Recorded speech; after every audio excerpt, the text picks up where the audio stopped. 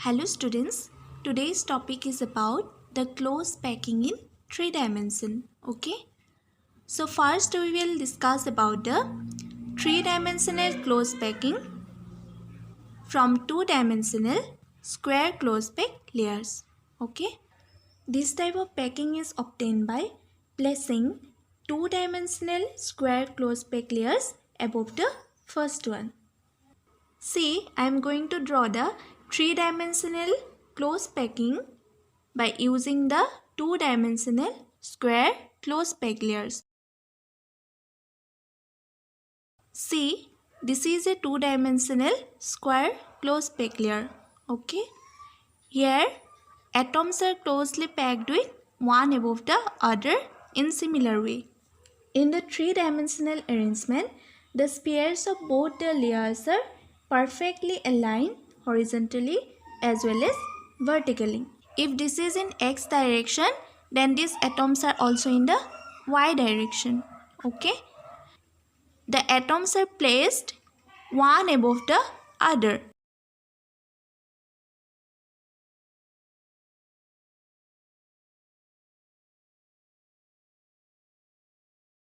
See, this is a 3-dimensional close packing layers of atoms. If we call the first layer as A layer, since all the layers are also of the same type, this kind of arrangement is known as AA type of arrangement. Okay. So in such type of layers, the spheres are exactly above those of the first layer.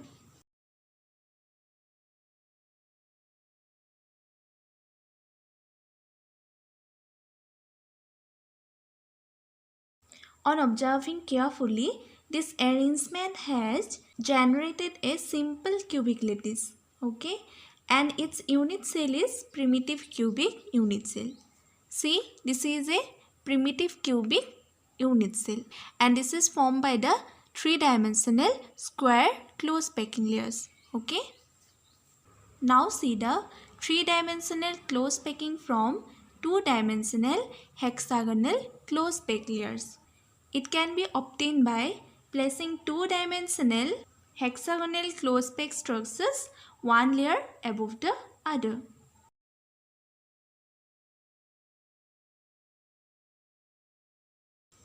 See, this is a 2-dimensional hexagonal close pack layer. Let this layer is A layer. Okay.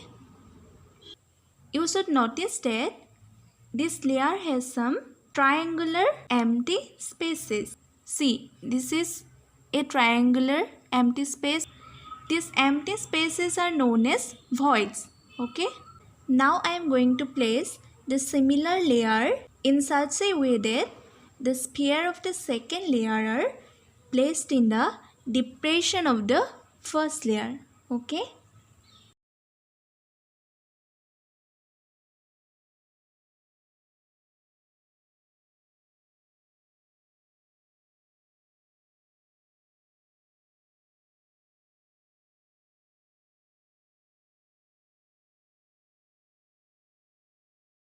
Now see, this blue colored first layer is mentioned as A-type layer, as the sphere of the second layer aligned differently as compared to that of the first layer. Let us call the second layer as B-type layer. Okay. This is a triangular void. This void is covered by the sphere of the second layer atom. Okay. Although this triangular void is occupied by the atom of the second layer, there is still some empty places left between these 4 atoms. Okay, and this empty space is known as the tetrahedral void. This empty space or void is mentioned as T, that is tetrahedral void. And there is some other empty places found in this type of arrangement. This is also another empty place. Okay. This empty place is termed as octahedral void. So we can arrange the 2-dimensional hexagonal close pack layers one above the other like this. Then we get the three-dimensional close packing structure.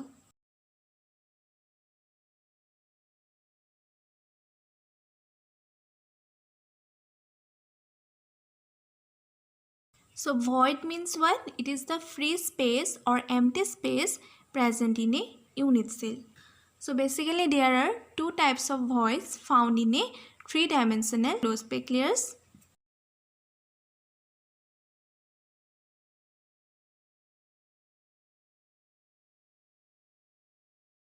Tetrahedral void, and second one is octahedral void.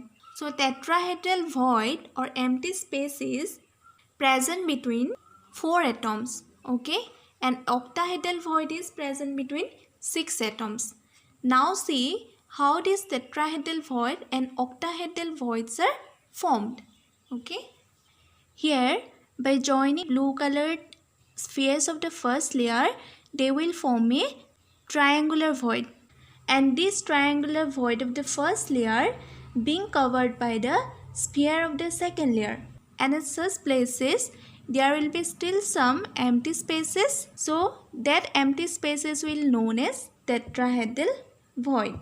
Okay.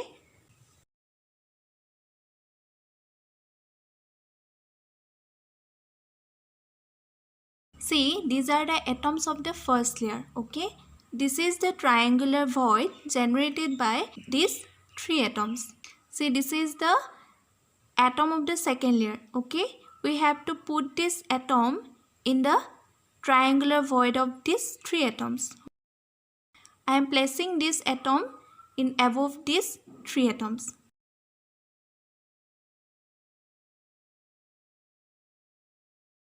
After placing the fourth atom, then it will create again a void that is known as the tetrahedral void.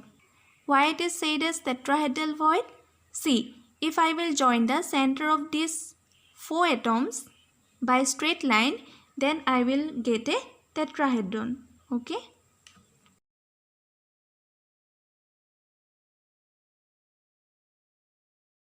See, after joining the center of these 4 atoms, then we will get a tetrahedron. That is why it is known as the tetrahedral void. Okay.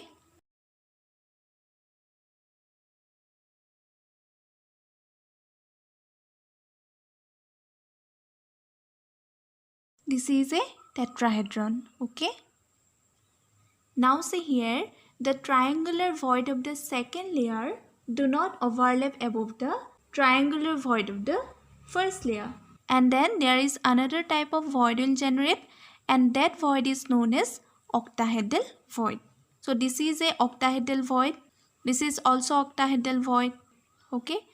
So octahedral void is generated by 6 surrounding atoms. See, these are the 3 atoms of the first layer. Okay.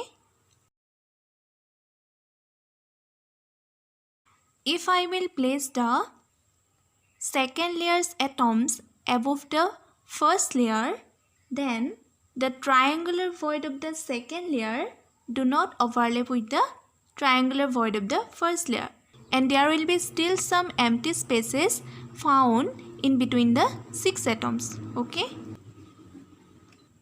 And this empty space is known as octahedral void. Since a octahedron is generated by joining the center of the surrounding 6 atoms, it is known as the octahedral void. Okay.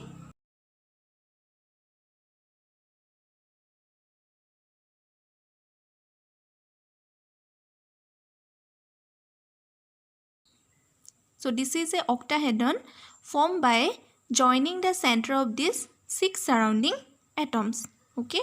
Therefore, it is known as the octahedral void. So, by placing the second layer over the first layer of a two-dimensional hexagonal closed packed structure, we will found this type of arrangement. Okay.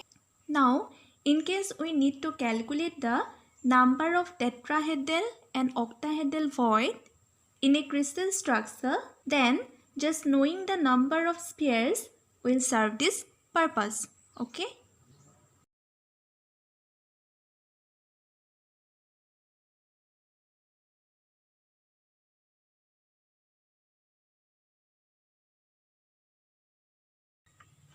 Now say the calculation of tetrahedral and octahedral voids. If the number of closed packed spheres will be n, then the number of octahedral voids generated will be is equal to n. Okay, and the number of tetrahedral voids generated will be equal to what? Twice n. Okay, so this is the formula to calculate the number of tetrahedral and octahedral void in maximum questions. Okay, so hope you understand this topic. If you like this video, then please click on the like button. Subscribe my channel for more updates. Thank you.